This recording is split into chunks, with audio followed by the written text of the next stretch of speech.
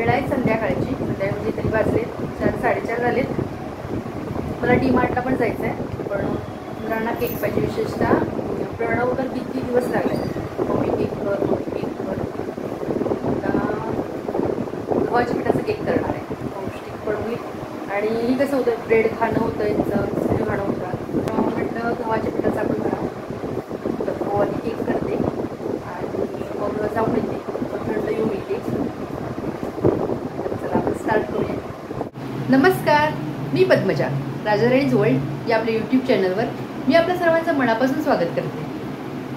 2 चमचे तूप घेतले मी. एकदम घट्ट पण घ्यायचं नाही, मी फ्रीमध्ये ठेवलेलं होतं, मग असतं माझ्याकडे इथं ठेवलेलं, पण ते पण खूप पातळ, म्हणजे पातळही नाही की एकदम, किंवा लोणी घेतलं तरी चालतं. तर हे मी घरचं तूप घेतलेलं आहे आणि हे 2 चमचे हे मिल्क पावडर.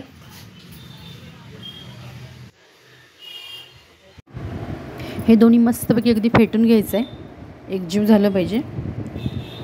तर जसं फेटेल तसं लक्षात येईल की मी म्हणजे अगदी पातळही तूप का नको म्हटलं आणि अगदी घट्टही तूप का नको म्हटलं.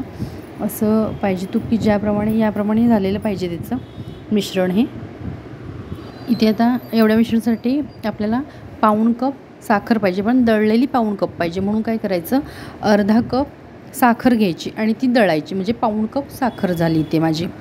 मी आता घरीच दळून घेतली आहे. आणि अशी वाटी जर म्हणजे असा कप जर नसेल तर आपण वाटीच्या मापाने घ्यायचं, 1 वाटी करायची आणि त्याच मापाने आपण सगळं घ्यायचं. आता इथे मी व्हॉइस ओव्हर करते कारण बाहेर आवाज आहे म्युझिकचा आणि ऐकू येत नव्हतं. आणि नंतर माझ्या लक्षात आलं, मी बोलले इथे, पण हे नंतर लक्षात आलं की आवाज येत नाही आहे जास्त, त्यामुळे मी व्हॉइस ओव्हर दिलेला आहे इथे.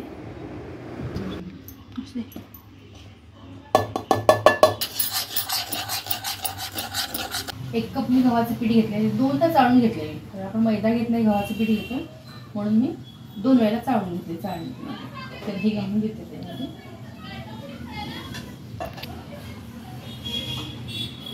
हे पाहिजे आपल्याला. हा 1 चमचा बेकिंग पावडर आहे, 1 चमचा बेकिंग पावडर आहे ही घालून घेते. आणि अर्धा चमचा आपला खायचा सोडा.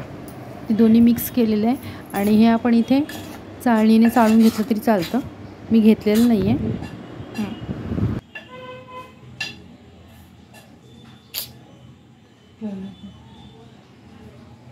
आता हे दूध पण मी 1 कप घेतलेलं आहे. मी वाटी घेतली तर चालेल, मी पहिल्यांदाच सांगितलं. तर थोडं थोडं घालायचं, जास्त एकदम घालायचं नाही आहे. थोडं घालायचं, फेटून घ्यायचं, पुन्हा थोडं घालायचं, फेटून घ्यायचं, असं करायचं.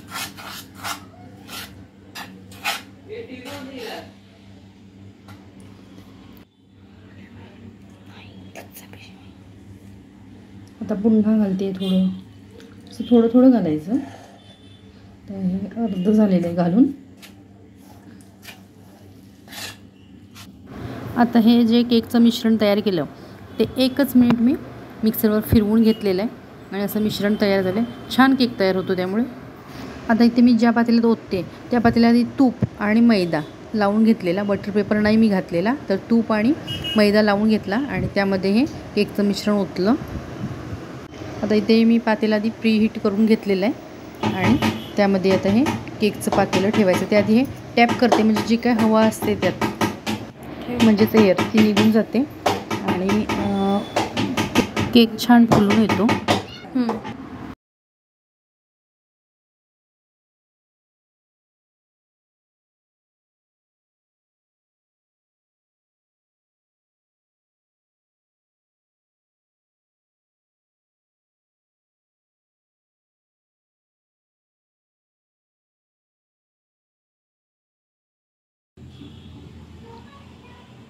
गॅस एकदमच कमी आहे, म्हणजे अगदी लो फ्लेमवर ठेवले. आता 25 मिनटं दुसरं काहीतरी काम.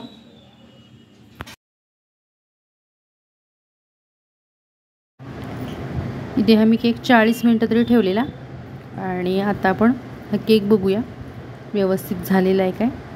मध्ये एकदा चेक केला, मला वाटतं 30-35 मिनटानंतर, पण थोडंसं सुरीला केकचं मिश्रण लागत होतं, म्हणजे सुरी पूर्ण क्लीन येत नव्हती. तर आता बघूया 40 मिनटं झाली आहेत, पूर्ण क्लीन येते. सुरी.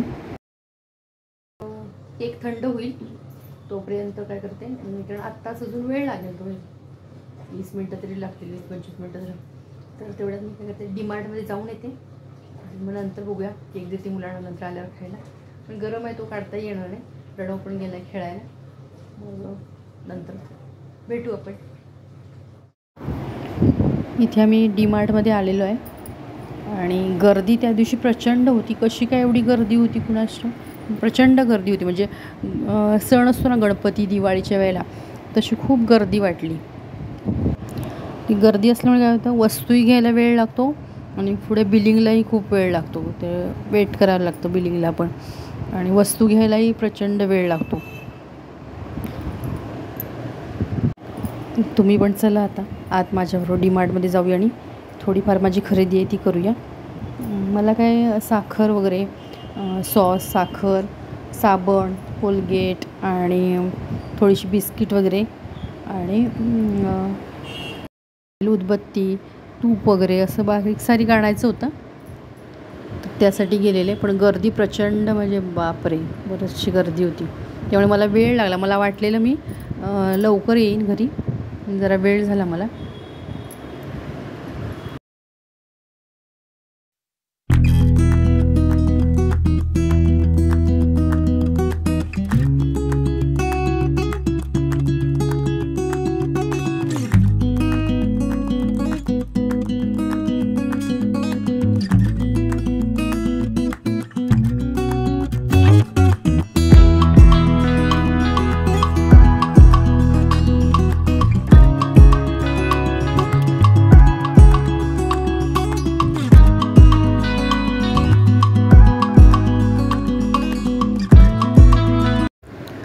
हे बघा, इथे बिल करण्यासाठी आम्ही किती वेळ थांबणार. दोन्हीकडे गर्दी बघा, तिकडेही बिलिंगसाठी उभी राहिलेली माणसं आणि इकडेही इतकी प्रचंड गर्दी होती.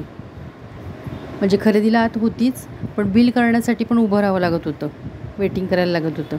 बाहेरही तितकीच माणसं होती, वेळ लागला. आणि मग आता आम्ही घरी आलो आहे आणि आता प्रणवसाहेब काय थांबेना. तर केक थंड झाला आहे, छानपैकी थंड झाला आणि आता केक कापायचा आहे. तर मधी हे झालेलं आहे बघा. आता आपल्याला ह्यात जर म्हणजे क्रीम वगैरे लावून हे करायचं तर मधला का म्हणजे वरती जे हे झालेलं आहे जास्त, तर तो कट करायचा आणि तो उलटा टाकायचा आणि त्यावर मग क्रीम लावून घेतली तरी चालतं.